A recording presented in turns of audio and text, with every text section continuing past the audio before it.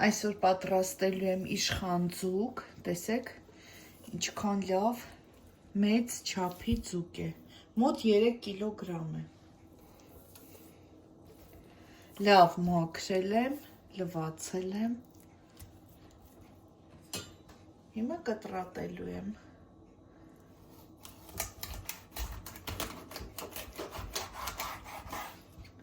Ահա, այս չափի կտորների։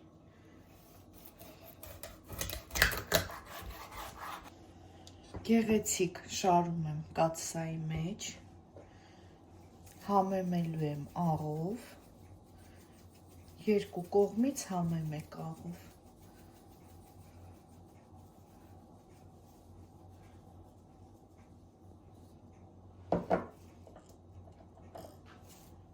Ամեն մի կտորի վրա այսպես կարագ եմ դնելու,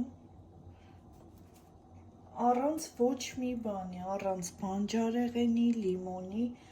այսպես համը շատ ավելի համեղ է ստացվում։ Զգում ես ձկան համը միայն։ Շատ քիչ ջուր եմ լցնում։